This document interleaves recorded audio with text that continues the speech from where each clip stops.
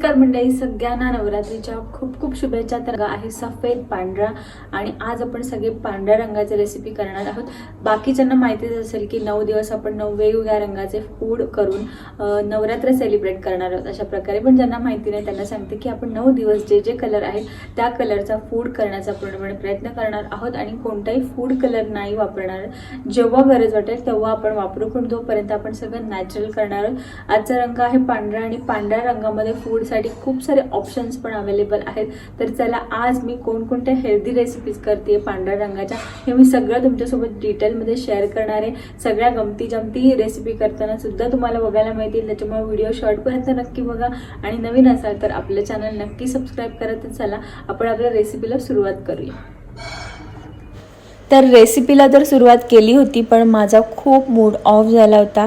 तर तो का झाला होता ते तुम्हाला मी पुढे सांगेनच। मी खूप साऱ्या छान छान रेसिपी करण्याचं प्लॅनिंग केलं होतं, कारण व्हाईट कलरमध्ये खूप साऱ्या रेसिपी मला सुचल्या होत्या, नवीन नवीन सुद्धा सुचल्या होत्या, पण त्या नाही करता आल्या। ते माझी चूक होती, ती का होती ते तुम्हाला पुढे कळेलच।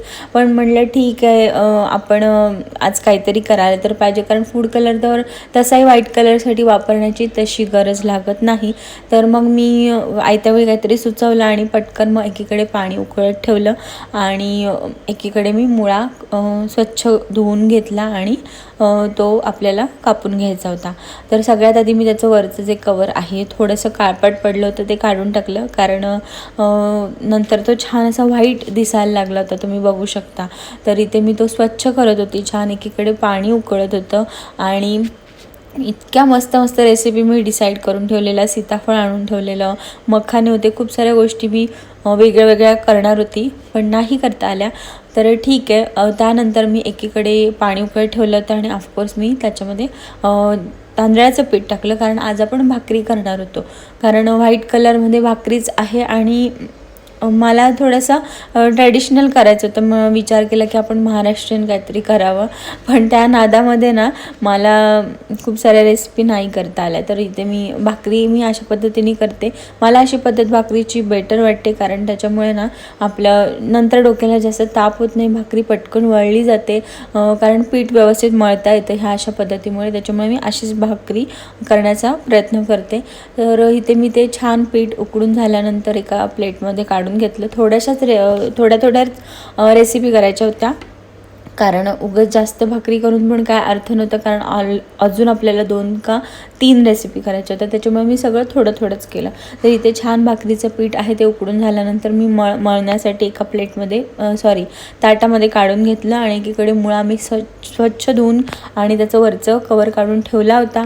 आणि मग मी ज्या भांड्यामध्ये तांदळाचं पीठ उकडलं त्याच भांड्यामध्ये स्वच्छ पाणी घेतलं, कारण ते काही खराब नसतं आणि असं केल्यामुळे ते भांडंसुद्धा घासायला जास्त आपल्याला झंझट राहत नाही। त्यानंतर हे पीठ आहे जेवढं गरम असताना मळू तेवढं छान मळलं जातं आणि ते व्यवस्थित मळल्यामुळे तांदळाची भाकरीसुद्धा छान होते। तर इथे मी लगेच ते पीठ मळून घेतलं आणि 2 का 3च भाकरी त्याच्यामध्ये होऊ शकत होत्या। तर पीठ नंतर मी झाकून ठेवलं। त्यानंतर मी इथे घेतला मुळा कापायला। सगळ्यात आधी विचार केला होता की मुळा जो आहे म्हणजे त्याची पानं घ्यायची नाही, पण नंतर विचार केला की त्या पानांचं काय करायचं, मग ते वाया गेले असते, म्हणून मग मी ती पानंसुद्धा आपल्या भाजीमध्ये आज टाकली। तर थोडासा डाऊट होता की पानं टाकल्यामुळे बहुतेक थोडी ग्रीन कलरमध्ये होईल भाजी, पण तसं काही झालं नाही, तुम्हाला पुढे ते कळेलच। त्यानंतर मी खूप सारा लसूण घेतला आणि मिरची स्वच्छ धुवून घेतली आणि मुळाच्या भाजीमध्ये लसूण आणि मिरची खूप छान लागते, बाकीचे कोणतेही मसाले टाकायची गरज लागत नाही। म्हणजे स्पेशली मी तरी अशा ह्या पालेभाज्यांमध्ये कोणते मसाले टाकत नाही, अशी ही मिरची आणि लसणावरतीच ह्या पालेभाज्या छान लागतात। लग्नाआधी तर कधी खाल्लेलं नाही आहे मुळा मी, पण मला आता आवडायला लागला आहे, चांगला लागतो, भाकरीसोबत तर छान लागतो। थोड्याशा तेलामध्ये जिरं टाकलं, लसूण आणि मिरची छान परतून घेतली। जेवढं छान लसूण आणि मिरची परतू तेवढा भाजीला मस्त छान फ्लेवर येतो त्या। तर इथे मी फक्त 30 सेकंदासाठी वगैरे परतून घेतला लसूण आणि मिरची, आणि ती मग परतून झाल्यानंतर त्याच्यामध्ये आपण मुळा टाकला। तर ही भाजी स्पेशली म्हणजे भाकरीसोबतच छान लागते, म्हणून मी हे कॉम्बिनेशन ठेवलं आणि दोन्हीही व्हाईट कलरमध्ये होते म्हणून मी हे ठेवलं। पण ह्या फक्त एका मुळ्याच्या भाजीमुळे मला बाकीच्या रेसिपी नाही करता आल्या. मी खूप छान छान रेसिपी डिसाईड केलेल्या, माझा इतका मूड ऑफ झाला, कारण मुळा आणि काही कॉम्बिनेशन्स आहेत ते शरीराला खूप घातककारक असतात. म्हणजे त्याच्यामध्ये फ्रूट आलं, दूध आलं, त्यानंतर कारलं वगैरे, म्हणजे अशा खूप साऱ्या गोष्टी आहेत त्या मुळासोबत कॉम्बिनेशन खूपच घातककारक असतं आपल्यासाठी. त्याच्यामुळे मला दुधाचे कोणतेच पदार्थ करता आले नाही, आणि स्पेशली दूध तर मुळासोबत खायचंच नाही. म्हणजे मुळा जर तुम्ही म्हणजे बेसिकली ते खूप हार्मफुल असतं. त्याच्यामुळे मला बाकीच्या रेसिपी नाही करता आल्या. पण मी बाकीच्या रेसिपी करण्यासाठी खूप काय काय आणून ठेवलं तर, म्हणजे काय असं महागाचं नाही, पण सीताफळ आणून ठेवलेलं. मला सीताफळाची एक रेसिपी करायची होती, त्यानंतर मखाने सोबत एक रेसिपी करायची होती, साबुदाणा पण मी विजत ठेवलेला त्याच्यासोबत पण करायची होती, पण नाही करता आली. इट्स ओके, जाऊ दे. एकीकडे भाजी ठेवली, एकीकडे भाकरी करायला घेतली, आणि मस्तपैकी भाकरी पण तयार झाली. आणि 2 का 3च भाकरी करायच्या होत्या. छोटी करायची होती, पण ती मोठी झाली माझ्याकडून भाकरी, त्याच्यामुळे मग तेवढ्या पिठामध्ये 2च भाकरी केल्या मी. त्यानंतर भाकरी व्यवस्थित एकीकडे होत होती, आणि भाकरीला काय थोडासा चपातीपेक्षा जास्तच वेळ लागतो, सगळ्यांनाच माहिती असेल, ऑफकोर्स सगळे जेवण करतात. तर एकीकडे भाजी झाली होती. मुळ्याच्या भाजीला काही जास्त वेळ लागत नाही, एक 7 ते 10 मिनटामध्ये भाजी होते. एकीकडे भाजी होत होती, आणि एकीकडे आपली भाकरी पण मस्त तयार झाली होती. आणि अशी गरमागरम भाकरी खायलाच छान वाटते, आणि ही अशी नॉर्मल ठेवली तरी पण चालते. आणि त्यानंतर आता म्हणजे एक चूक फक्त झाली होती, त्याच्यामुळे मला सगळ्या रेसिपींचं सिक्वेन्स किंवा सगळ्या रेसिपी चेंज करायला लागल्या आयत्यावेळी. त्यानंतर मग आयत्यावेळी काही सुचलं नाही. ब्रेड होता, तर ब्रेडचे हे जे कॉर्नर्स आहेत ते मी काढून टाकले, आणि ते मी वापरते.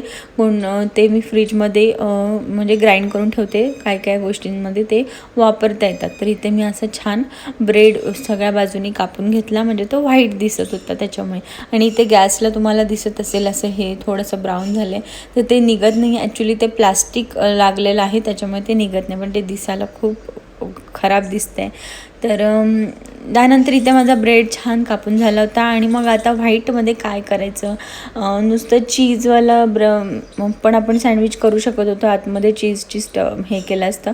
पण मग विचार केला की ते दिसणार तर नाही आहे तसं, पण मग थोडंसं काहीतरी टाकायला तर पाहिजे त्याच्यामध्ये. टोमॅटो म्हणलं नको, तो थोडासा रेड दिसेलच. तर मग मी ही काकडी घेतली. कधी कधी व्हाईट कलरची पण काकडी असते, म्हणजे तुम्हाला माहिती असेल, पण काय आज माझं सगळंच बिघडलं होतं, त्याच्यामुळे ही काकडी पण प्रॉपर ग्रीन कलरमध्ये निघाली. म्हणले ठीक आहे, जाऊ दे. म्हणजे मी आज प्रयत्न केला, पण म्हणजे मी आधी विचार केला असता तर ह्या सगळ्या माझ्या गोष्टींमध्ये चूक झाली नसती. आणि मुळ्याची भाजी करायची हे माझं आयत्यावेळी सुचलं. मला भाजीवाल्याकडे इतका तो छान फ्रेश मुळा दिसला, तर मला असं वाटलं की नाही यार, आपण भाजी आणि भाकरीच करावी, बाकीच्या गोष्टी तर करतोच आपण. नाहीतर मी पनीरची भाजी करणार होती, पण ठीक आहे. तर इथे मी सँडविचची तयारी केली. थोडीशी काकडी कापून घेतली, त्याच्यामध्ये मेयोनीज टाकलं, आणि मेयोनीज हे थोडंसं वेगळं होतं, व्हाईट कलरचं नव्हतं. आय थिंक हे तंदूर की कोणतं तरी होतं. आणि त्याच्यामध्ये थोडंसं ब्लॅक पेपर पावडर टाकली, त्याच्यामुळे पण छान टेस्ट येते सँडविचला.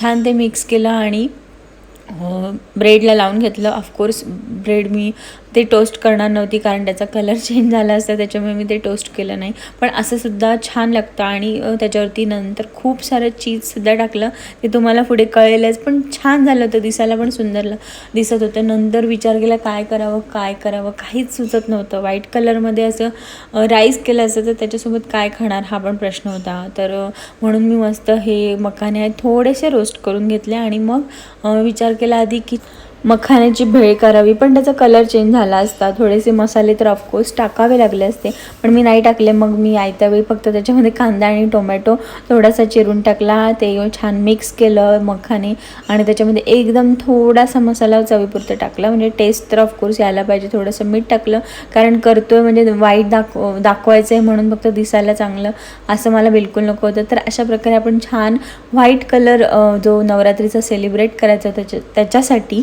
छान व्हाईट कलरमध्ये भाकरी केली. त्यानंतर मुळ्याची भाजी केली, आणि मुळ्याच्या भाजीमध्ये पालं टाकल्यामुळे मला थोडा डाऊट होता की ही ग्रीन कलरमध्ये होते की ते काय थोडासा शेड, पण नाही झाला. तर ही छान मुळ्याची भाजी केली.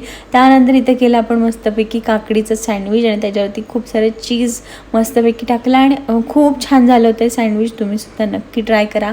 आणि त्याच्यावरती मस्तपैकी मी असं चीज टाकलं आणि इथे होते आपल्याकडे मखाने आणि थोडेसे मखाने अजून छान लागण्यासाठी त्याच्यामध्ये कांदा आणि टोमॅटो चिरून टाकला होता. तर अशा प्रकारे आपण हा व्हाईट कलर नवरात्रीचा सेलिब्रेट केलेला. पहिल्या दिवसाचे ऑरेंज कलरचे पदार्थ बघितले नसतील तर ते सुद्धा तुम्ही नक्की बघा. आणि आजचा व्हिडिओ तुम्हाला कसा वाटला मला कमेंट करून नक्की सांगा. आणि व्हिडिओ आवडली असेल तर लाईक शेअर करायला विसरू नका. नवीन असाल तर आपलं चॅनल नक्की सबस्क्राईब करा. पुन्हा भेटूया तोपर्यंत.